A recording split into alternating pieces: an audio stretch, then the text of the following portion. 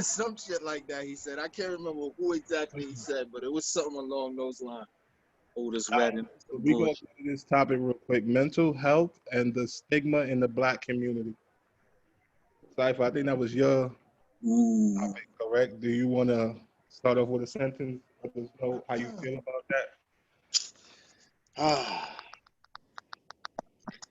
I think it's deep, man. Um, shit, I didn't really get a chance to get my thoughts together on it, but yeah, I mean, it's not something that's really talked about too much in the Black household. I think now, over the last couple of years, it's really been like a focal point of people. But I can remember growing up, like it was really that wasn't never really a conversation. You know what I'm saying? Like you wasn't if you was a kid and you was depressed or you was showing depression symptoms, they mostly saw you as being rude and disrespectful. You know what I'm saying? And then you would get punished off that bullshit and would make you even more depressed.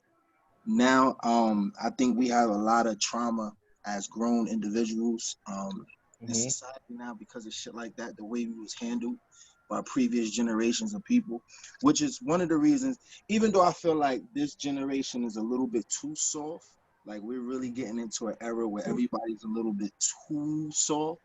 But one thing I think that's good that's gonna come out of this is the fact that um people are really into breaking those generational curses and cycles of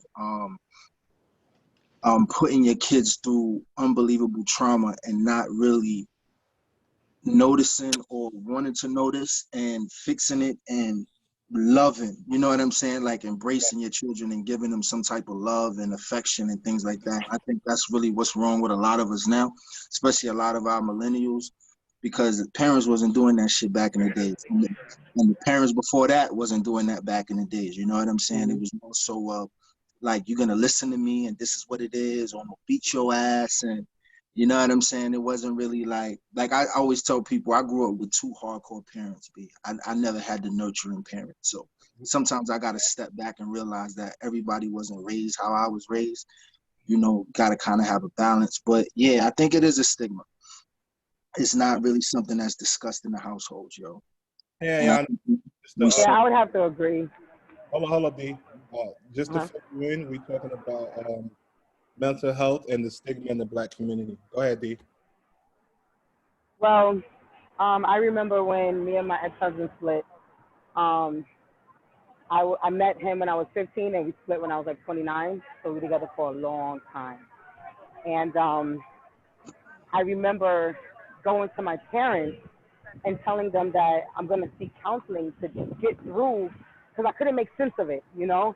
Mm-hmm. And I remember both my parents, who they're not together, so it was two separate conversations, asking me why, what's wrong with you, why are you gonna go see a counselor? Is everything okay? Like as if I was gonna like commit suicide or something. I was like, no, I just need guidance to talk through it. Shut up, stupid. Sorry. Yeah. So it was definitely an eye-opening experience that when my children came to me with concerns, I wouldn't make them feel alienated. And in turn, my 15-year-old son recently told me that he was suffering from depression, and instead of making him feel like there was something wrong with him or that, you know, it's abnormal or it's crazy to have these type of thoughts, his father and I got him help. So that's where I would say like we definitely are the generation that's breaking the stigma. There is a stigma with us, and I think that we the last generation to have to experience that. And to tag along to what y'all both said, it's not even just the depression. It's also Black people don't even realize that we have trauma. And unfortunately, a lot of that is due to desensitizing from social media. What I mean by that, Will Smith, Will Smith said, police brutality is not something new. It's just now being filmed.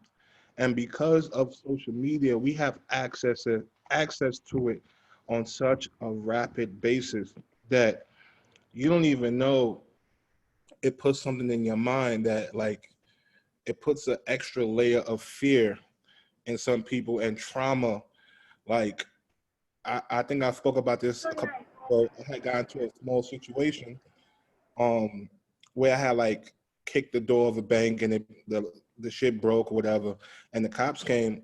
My wife started crying, and it's because of what she's seen online and just it was all like a vacuum of emotions, and That'd probably be the best one, right? but we have trauma from all the stuff we've seen, all the stuff we experienced, things, personal experiences, and just us being sympathetic. Like I've cried from seeing a video of somebody who looked like me getting brutalized or getting abused on Facebook, and I don't know the person, but I felt like that could be me. Like that's some real traumatic shit, and I don't even think we even think about that. Right now we think about mental health and depression. We don't even think about the trauma side to it. So it's two factors that we encounter.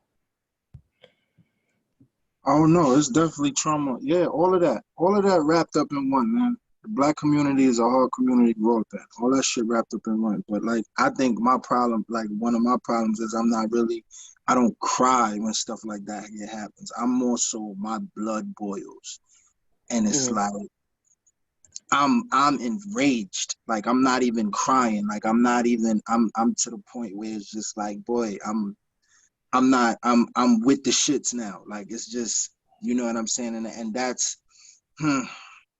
I think that's, and then not being able to express that. That's another thing. Like when you cry, it's like an outlet. Like at the end of the day, you getting those emotions out, you getting that energy out.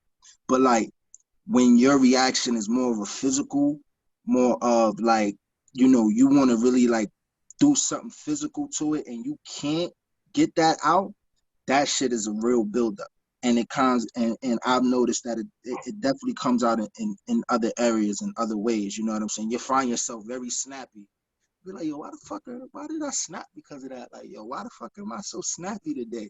You know what I'm saying? And then you start to realize, like, yeah, it's just been a lot of build up, because we don't have that release and that able to really people. I'm speaking from me as being a more of a physical reactionary person. Like, you know what I'm saying? You don't really get that physical release. You know what I'm saying? So yeah, it definitely will come out in other areas and other places, yo. So it's just something that I watch. Facts. And really, really quick, 12 Years a Slave put me in a whole mood. When I had seen that movie, that shit had me like tight. I'm glad I didn't work that night. I'm glad, that shit had me in a whole like foul mood, like crazy. That's why I don't watch shit like that, bro. I'm good. Yeah. I'm good. I can't watch movies like that. I'm It just makes straight. me mad. Yeah, and Really kind of over movies like that in general. I guess that's the only part of our history. But I think that's Yeah, another topic. yeah. I think Fuck that's a out whole of other here. topic. Like A whole I mean, nother well, not topic. only slaves. Yeah, Around next that week. time, some of us weren't slaves. Like, what about the black people who was already here, the indigenous black people that was already here? Can we tell their story? Can we tell the story of the people who escaped and went into like some of these Indian tribes? Like, can we tell that story? Can we tell some stories about the How the freaking, Moors ruled Spain for over 100 Thank years you. and shit like Why we that, don't have yo. a Moors movie yet? How is that possible? or Oh, King, right? Yeah. but we know why though. You know why? Because that's just gonna inspire you to be something that you are, and that's not what they want. They want to keep you in a trauma phase, and that shit is a lot of that is Real. like democratic shit. That's very real. Some of the stuff that we, like what Pat was saying, these images that we keep seeing through social media, it that's the part of psychological warfare. And Oh, sometimes I'll find myself getting real deep into that and getting emotional. And I remember one time I almost lost a job because around that time we had like the Philando Castile, we had Alton Sterling, we had so many of these lynchings being televised and being shoved down our throats on our phones. Every morning we was waking up to a new hashtag. That's when that hashtag phase started. I could not get out of bed for like 4 or 5 days, and I was about to abandon my job. I had to like pull myself up and then listen to some of my clients talk about their yachts and their housekeepers and this. I'm like, y'all realize we're being killed out here in these streets and nothing's happening? And it started to mess with me. So even like recently, sometimes I got to like unplug from it. Even though I care about it, I care about my people, I got to unplug. Hmm. But that's going back to them sitting down and really psychologically analyzing black folks forever. Like that's one of the things that they done to that's how we were conquered. You know what I'm saying? That's how they conquered Egypt. That's how they conquered all of our empires. You know, we invited these people into our area and they studied us. So they already know the triggers. They already know where we at with it. You know what They're I'm very saying? So emotional people. yeah, they know how to trick. That's why they knew with this whole George Floyd thing, they knew at this point that that people were gonna start rioting and looting and all that other stuff. So they used that to capitalize on their insurance for the COVID shit and a whole bunch of other stuff that they had working behind the scenes. Like they know what they're doing, and we fall into that shit. Or why do you think the Democratic Party does the things that they do when it comes around the time of election? Like they don't do that shit no other times. Like you don't see them in no churches. You don't see them dancing. You don't see them engraced in black culture at all, unless it's time for black people to vote. Every 4 years. No black president, and we have not Because they changed. know what it Our is status has already. not changed in America. So Yeah, they know how we already, yo. We are so gullible when it comes to certain shit. And it's just like, and it's the majority of us. Because there are people out here who are not gullible. You know what I'm saying? But it's not the majority of us. It's the majority of us that are still entrenched in that slave Christian church, Yo, old master. we going Yo, into bro, mass topics right now. Like you're supposed to be talking about mental health, and you are taking 5, 6, 7 topics at once, bro. nah, I'm just saying, but that's mental health though. That's a mental health problem though. That's Uh, our problem. yeah, That's a it is mental our health problem. thing. That's like being really psychologically fucked. Be like that's part of our mental health. That's why we continue to be. They put the carrot on the string and they know how to tug us, yo, because they know how to play with our mind. And we fall into that shit. It's crazy.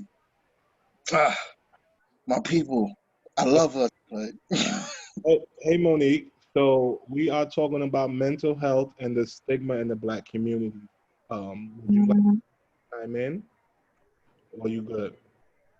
I'm just kind of catching up, but the stigma, as far as what? Just like how we not supposed to like even how the black families don't even worry about that. Like until now, you tell people you're depressed and this and that, they look at you like you're downright, batshit crazy, and you should go to Bellevue or the psych ward. Oh, That's why a lot of people hiding. They be depressed and hiding in plain sight.